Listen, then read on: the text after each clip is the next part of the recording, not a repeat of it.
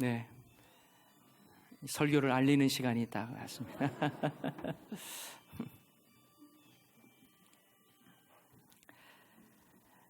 제가 고등학교 시절 당시 시내 중심가에 아주 크고 유명한 제과점이 있었습니다. 그 제과점의 집에 아들이 제 친구였거든요. 한 번은 그 녀석이 저를 포함한 친구들을 몇 명을 데리고 자기 아버지가 운영하는 그 제과점에 들어가더니 친구들에게 이렇게 말을 했습니다. 야, 먹고 싶은 거 다 골라. 저는 이제 조심스러운 성향 때문에 제대로 고르지를 못했는데요. 다른 친구들은 이미 몇 번 경험해 본 것 같습니다. 먹고 싶은 것을 정말 다 골랐어요. 그렇게 모아진 빵들을 이 친구가 계산대로 가지고 가더니 이모, 나 이거 가지고 올라가서 친구들과 함께 먹을 거예요. 이렇게 말만 하면서 계산도 하지 않고 가지고 올라가는 거예요. 그때 제과점집 그 아들 제 친구가 얼마나 부러웠는지 모릅니다. 먹고 싶은 빵을 마음껏 골라서 먹을 수 있는 것, 계산도 하지 않고 먹을 수 있는 것. 그런데 그 제과점 이름이 풍년제과였습니다. 그래서 저는 풍년이라고 하는 단어를 떠올리면 이 제과점이 생각이 나요. 여러분, 풍년은요, 농사 짓는 모든 농부에게 기쁨을 주는 단어죠. 저에게도 풍년이라고 하는 단어는 큰 기쁨과 부러움을 주는 단어였습니다. 사실 우리 모두는 인생의 풍년을 기대하며 살아갑니다.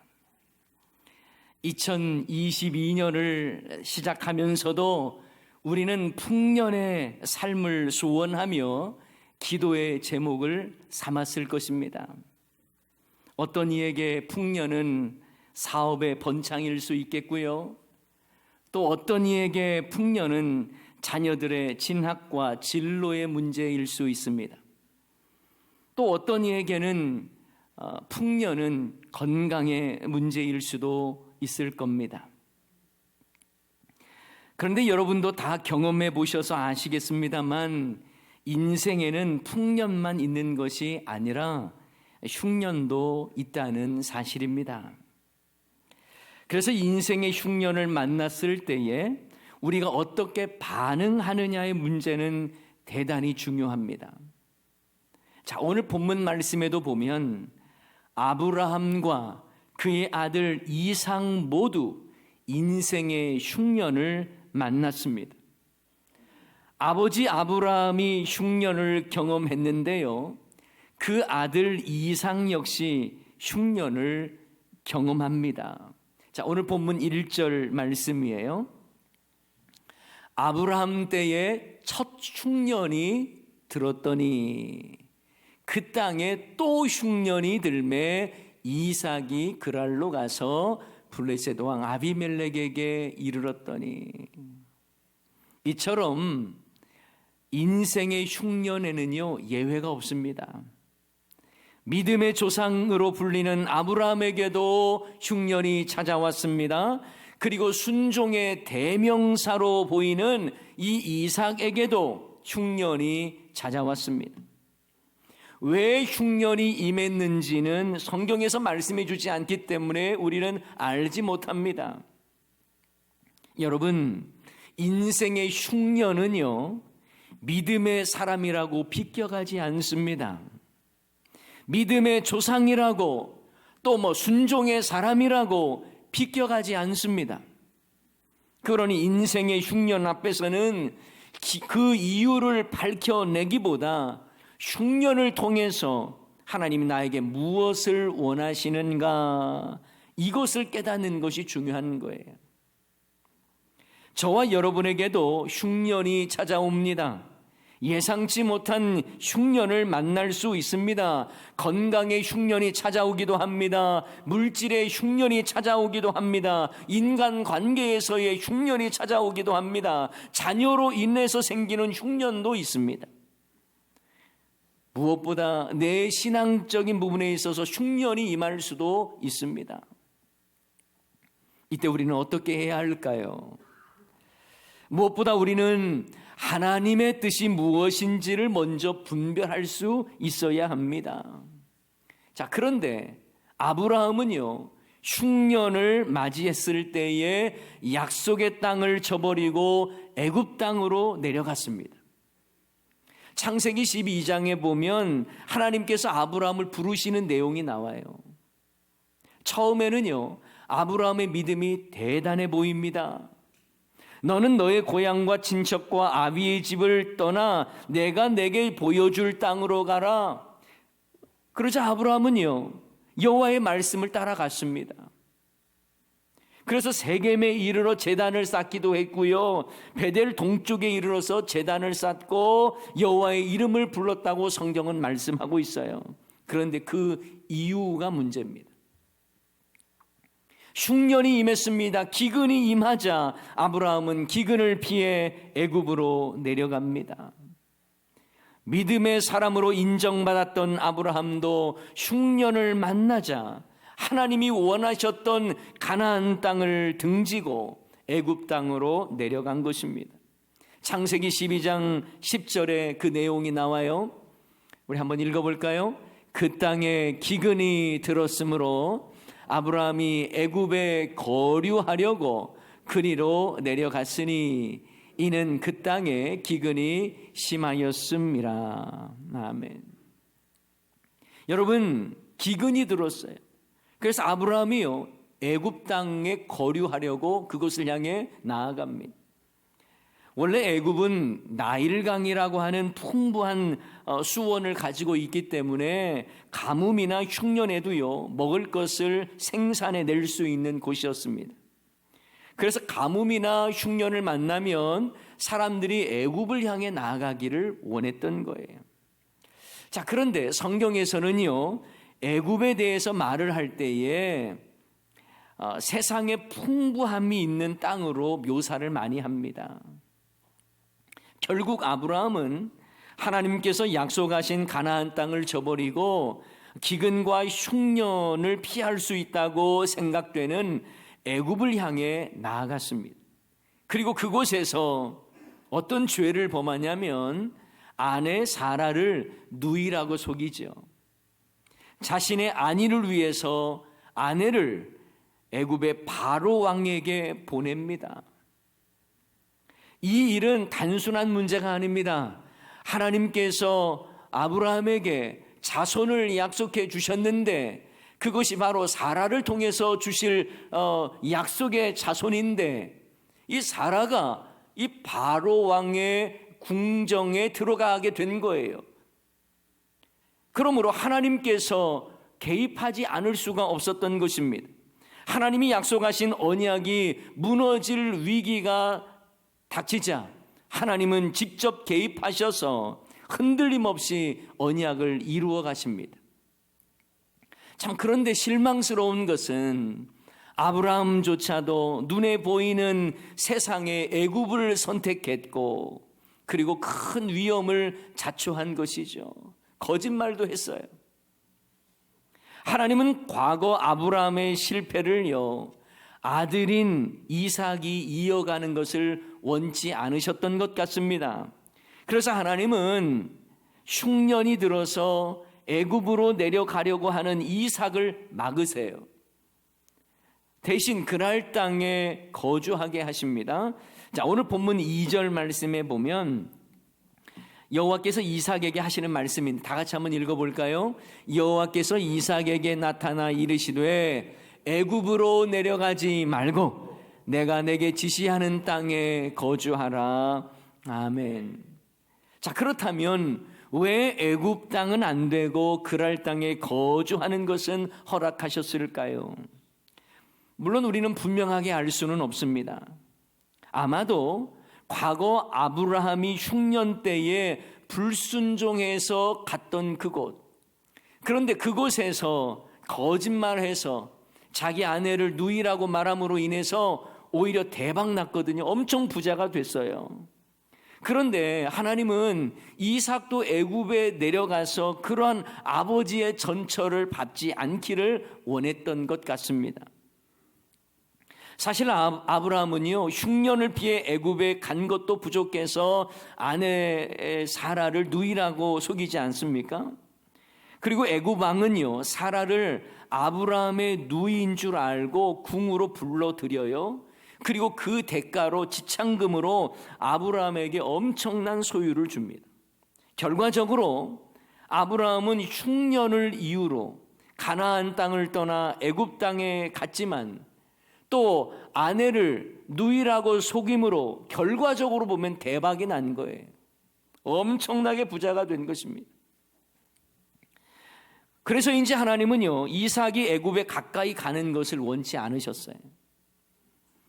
하나님은 이삭이 애굽에 가지 않는다면 아브라함에게 약속했던 이 모든 복을 너에게도 그대로 이루어주겠다고 약속까지 하십니다.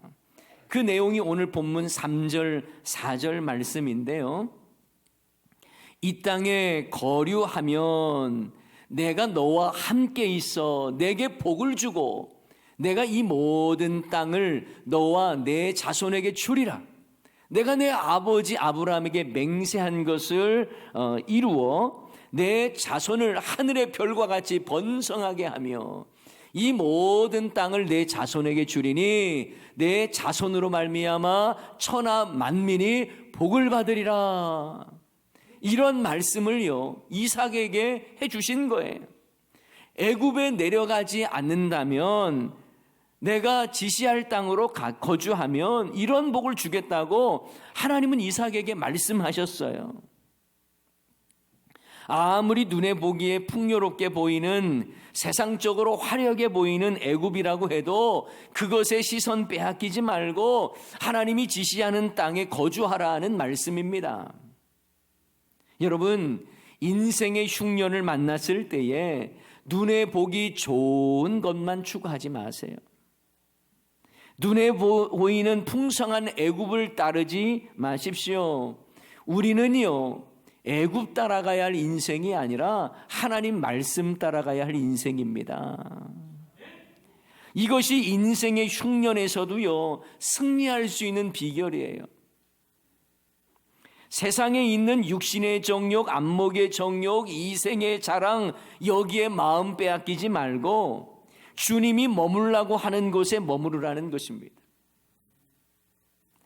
화려한 애굽에 마음 뺏기지 마십시오.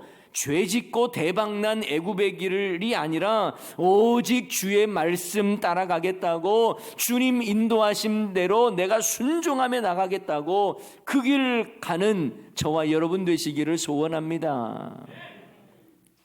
골로새서 3장 2절 말씀 우리 다 같이 한번 읽어볼까요? 골로새 3장 2절입니다. 위의 것을 생각하고 땅의 것을 생각하지 말라. 아멘. 우리는 하늘 시민권을 가지고 있는 천국 백성 아닙니까?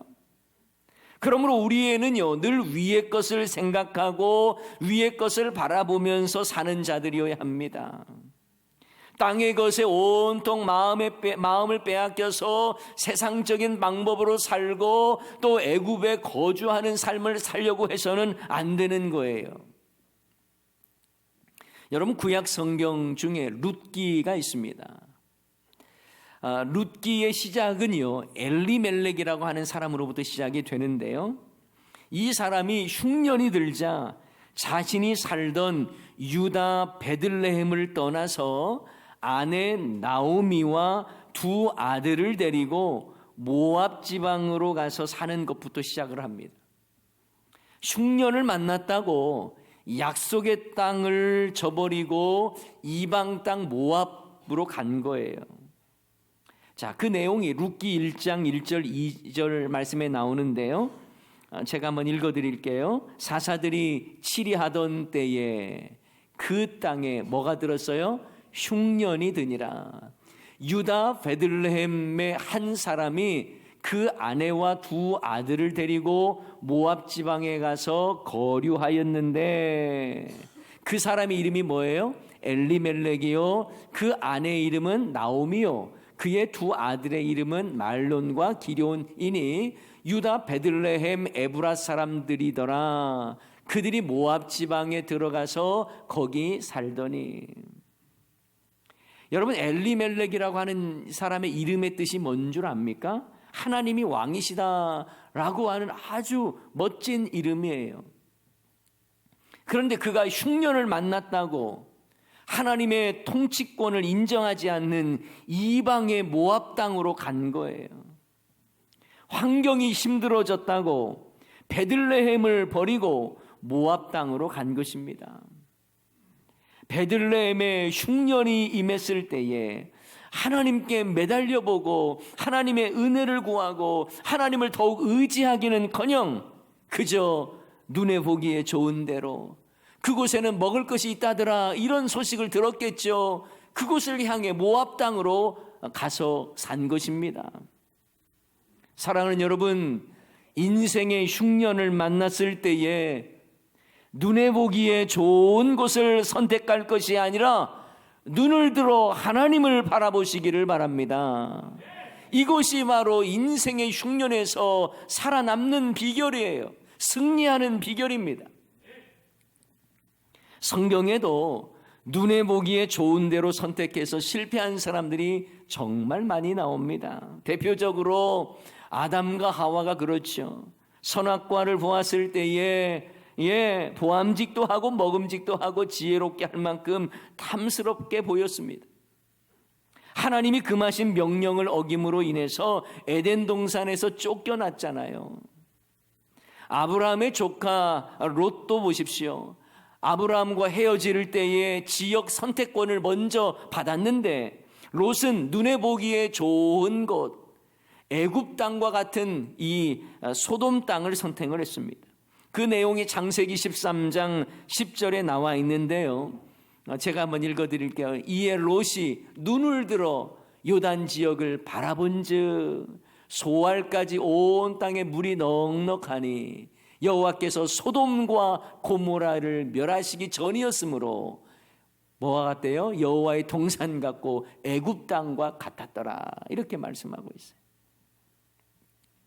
여러분, 내 눈에 보기에 좋은 것, 그래서 하나님을 알지 못하는 그런 애굽 땅을 향해 나의 마음을 빼앗기는 것, 하나님이 원하시는 모습이 아니죠.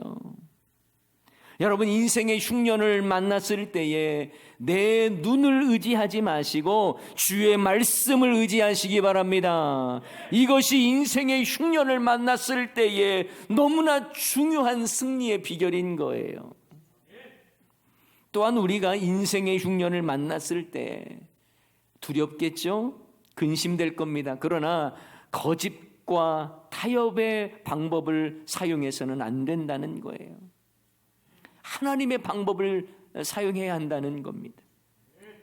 오늘 본문에도 보면 이삭은 하나님의 말씀대로 흉년 중에도 애굽 땅에 내려가지 않았습니다.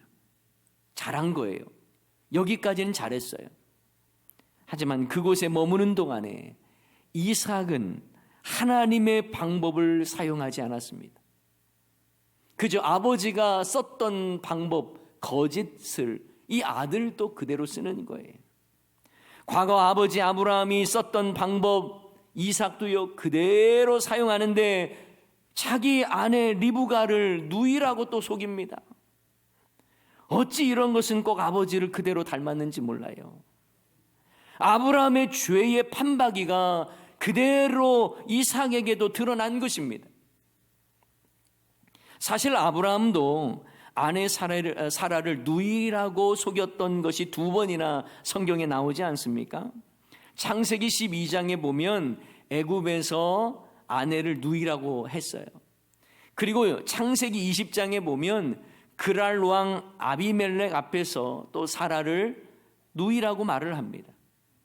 그런데 이삭은 아버지의 모습을 그냥 답습이라도 하듯 자기 아내 리브가를 또 누이라고 말을 합니다. 그런데요, 이런 생각이 들어요. 아버지 아브라함이 자기 아내를 누이라고 해서 쫄딱 망했거나 엄청난 피해를 입었다면 과연 아들 이삭이 그대로 따라했을까요? 그렇지 않았을 것 같아요. 그런데 앞에서도 말씀드렸듯이요, 아브라함은요, 아내를 누이라고 한 후에 부자가 됩니다. 그러니 아들 이삭도 두려움 속에 너무 쉽게 거짓말을 한 것은 아닐까, 이런 생각이 들어요. 그런데 여러분, 이삭이 두려움을 피하기 위해서 거짓말을 한 것, 그래서 자기 아내를 누이라고 한 것, 여러분 이건요 단순한 문제가 아닙니다. 이미 앞에서도 말씀드렸던 것처럼 이삭은요 하나님의 보호하심과 내가 너와 함께 하겠다고 하는 약속을 받았습니다. 그리고 너에게 땅과 자손에 대한 약속도 받았던 거예요. 아버지 아브라함에게 줬던 그 복을 너에게 줄 거다고 하는 약속을 이삭이 받았습니다. 심지어는 이삭의 자손으로 말미암아 천하 만민이 복을 받으리라고 하는 하나님의 약속을 받았던 상황이에요. 그런데 자기 아내가 지금 위험한 상황에 처해 있는 거예요. 그 사람들이 두려워서 이삭은 아내를 누이라고 말을 했던 것입니다. 하나님께서 내가 너와 함께 하겠다고, 내가 너를 축복한다고, 내가 너를 지키겠다고 말씀하셨음에도 불구하고 하나님의 약속이 마치 잉크가 마르기도 전에 그냥 거짓말을 해버린 거예요. 사람들이 두려웠던 거예요. 하나님의 보호하심의 약속보다 그 땅에 사는 사람을 더 두려워했던 것입니다. 참, 그런데도요 하나님은요 속도 좋으시죠. 얼마나 신실하신지요. 블레셋 왕 아비멜렉이 우연찮게 창으로 이삭이 아내 리브가를 껴안는 모습을 보게 된 거예요. 그래서 결국 이삭의 거짓말이 탄로가 난 것입니다. 이 일로 아비멜렉이 이삭을 불러서 꾸짖습니다. 보십시오, 하나님은요 이방 사람 아비멜렉을 통해서 하나님의 사람 이삭을 꾸짖고 책망하는 거예요. 이삭이 얼마나 부끄럽고 민망했겠습니까? 나름대로 잔머리를 굴려가면서 안전을 위해서 거짓말을 했는데, 아버지도 그런 방법을 써서 부자가 됐고 별 탈 없었는데, 나도 그런 거짓말을 했는데 완전히 탄로가 나서 망신을 당하는 거예요. 얼마나 얼굴이 화끈거렸을까요? 자, 그 내용이 오늘 본문 9절에 나와 있습니다. 제가 읽어드립니다. 이에 아비멜렉이 이삭을 불러 이르되 그가 분명히 내 아내거늘 어찌 내 누이라 하였느냐? 이삭이 그에게 대답하되 내 생각에 그로 말미암아 내가 죽게 될까 두려워하였음이로다. 좀 부끄럽죠. 얼마나 민망합니까? 내 목숨 살리기 위해서 아내를 누이라고 속이고, 이 눈에 누이라고 한 이 아내가 왕이 또 부르면 가야 할 그런 아주 위험한 상황 아닙니까? 근데 저는 이 모습을 보면서 마치 세상 사람들이 교회를 향해서 꾸짖고 책망하는 것도 좀 비슷하다는 생각을 해봤어요. 교회 다닌다면서, 예수 믿는다면서 그렇게 살아도 됩니까? 믿는 사람이 그런 거짓말 하면 됩니까? 이런 소리를 교회가 듣는 것 불행한 거죠. 마치 이방 사람 아비멜렉이 이삭에게 너 어떻게 거짓말을 할 수 있느냐, 이 책망하는 것과 이 시대의 세상 사람들이 교회를 향해서 책망하는 것이 오버랩이 되는 것 같아요. 우리의 삶이 하나님의 살아계심을 드러내야 하는데 오히려 우리의 모습이 복음의 장애가 되고 세상 사람들의 책망을 들어야 한다면 얼마나 민망한 일입니까? 우리가 교회답지 못한 모습으로 사람들에게 실망을 줘서야 되겠습니까? 여러분, 세상 사람들은요, 믿음의 사람인 우리가 복음대로 사는 것 때문에 책망하지 않습니다. 오히려 복음대로, 말씀대로 살지 않는 것 때문에 교회를 책망하는 거예요. 그러니 우리는 늘 경각심을 가져야 합니다. 세상 사람들에게 교회가 선한 일을 하고 칭찬받는 일을 하고 감동을 주는 교회가 될 수 있도록 더욱 노력해야 하는 거예요. 그래서 우리는 인생의 흉년을 만났을 때 아무리 두려운 현실이라고 해도 거짓과 타협의 이 세상적인 방법을 택해서는 안 되는 것입니다. 하나님은 이삭을 글 아래 머물게 하시면서 거짓말하다가 망신을 당하게 하셨어요. 하나님의 약속을 붙잡고 하나님이 지켜주실 것을 믿고 담대해야 했지만 그렇게 하지 않고 인간적인 방법을 써서 망신을 당한 것입니다. 하지만 이 말씀들을 계속 보면요, 이런 과정을 통해서 이삭이 크게 연단받고 깨달은 것 같습니다. 그걸 어떻게 알 수 있냐고요? 여러분, 이 이후의 사건을 보면 알 수가 있어요. 자, 지금 이 상황에서 이삭은요, 하나님이 나와 함께 하신다고 약속하셨는데 내가 왜 인간적인 방법을 써서 이렇게 망신을 당할까? 하나님이 우리를 지켜주실 건데 왜 제가 세상적인 방법을 썼는가? 이런 거 깨달았지 않겠습니까? 그런데 이후에요, 그랄 사람들이 와서 우물을 빼앗습니다. 이삭은요, 우물을 빼앗기고 쫓겨나요. 그런데 이미 훈련을 받은 이삭이기 때문에 그 문제 앞에 타협하지 않습니다. 우물을 잃을지언정 하나님이 나와 함께 하시기 때문에 내가 어디를 가든지 우물은 얻게 될 것이고, 그래서 나는 하나님의 방법으로, 하나님의 뜻대로 하나님이 이루실 것을 믿고 그저 그런 것에 아웅다웅하지 않고 빼앗기면 빼앗기는 대로 하나님이 더 좋은 것 주실 거야 하는 믿음으로 나아가는 모습을 볼 수가 있어요. 그러니 많이 훈련받았다라고 생각이 들어요. 하나님께서 이삭을 그랄 지역에 머물게 하신 것도 바로 이런 의도가 아니었을까? 그곳에서 훈련시키기를 원하셨던 것은 아닐까 생각해 보았습니다. 아무리 두렵고 어려운 일이 닥친다 하더라도, 인생의 흉년이 몰려온다 할지라도 세상적인 방법으로 타협할 것이 아니라, 거짓된 방법을 쓸 것이 아니라 하나님을 바라보고 하나님을 의지하라고 하는 교훈을 주신 것이죠.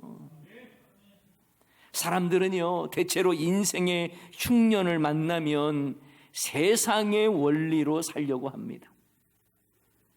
좋은 게 좋은 것이다 라는 식으로 살려고 해요.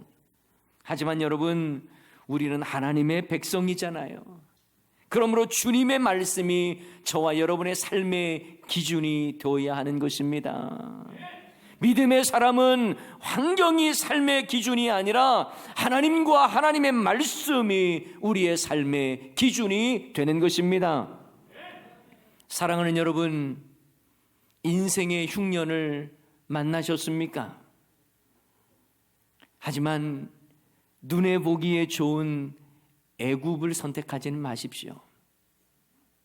하나님의 말씀을 붙잡고 하나님의 말씀을 내 인생의 기준으로 삼아서 선택해야 하는 것입니다. 그러면 일은 하나님이 행하시는 거예요.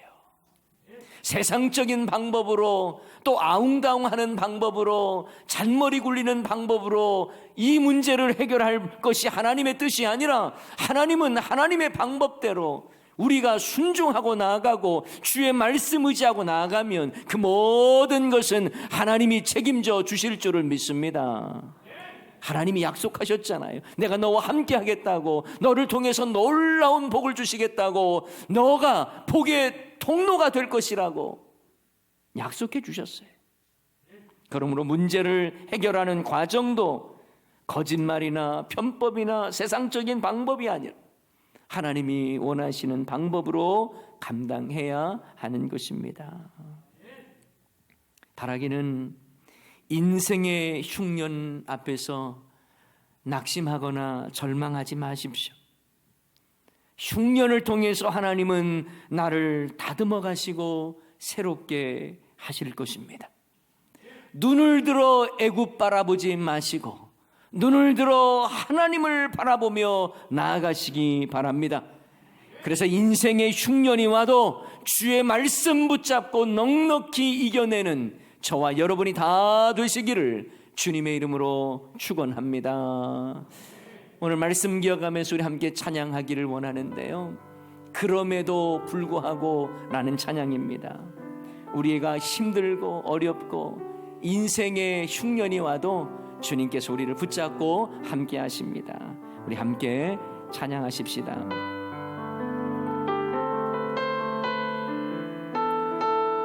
주님께서 우리를 붙드시고 함께 하십니다. 마음속에 어려움이 있을 때 주님께서 함께 하십니다. 마음속에 어려움이 있을 때, 마음속에 어려움이 있을 때, 마음속에 어려움이 있을 때 주님 내게 먼저 오사 내 마음을 만지고 주님 앞에 나아올 수 없을 때, 주님 앞에 나아올 수 없을 때, 주님 앞에 나아올 수 없을 때 주님 날 먼저 안으시는, 그럼에도 불구하고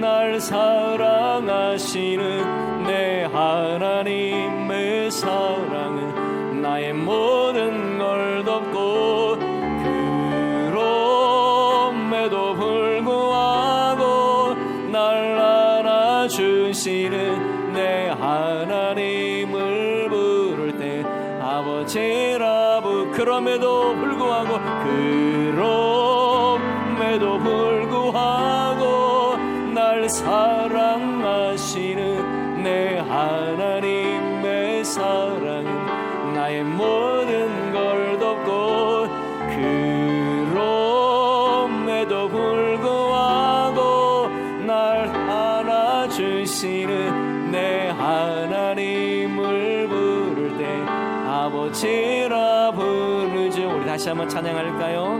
마음속에 어려움이 있을 때, 마음속에 어려움이 있을 때,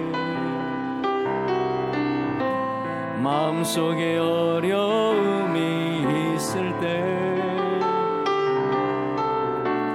마음속에 어려움이 있을 때 주님 내게 먼저 오사 내 마음을 만지고 주님 앞에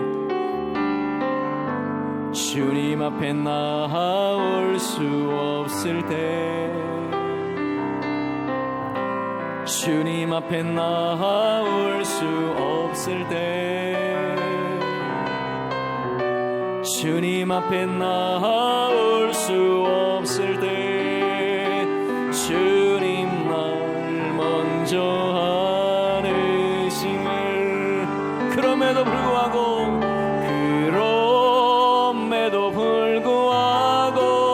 날 사랑하시는 내 하나님의 사랑은 나의 모든 걸 덮고, 그럼에도 불구하고 날 안아주시는 내 하나님을 부를 때 아버지라 그럼에도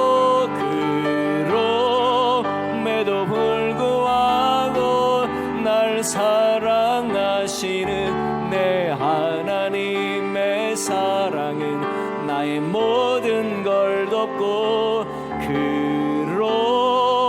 그럼에도 불구하고 날 알아주시는 내 하나님을 부를 때 아버지라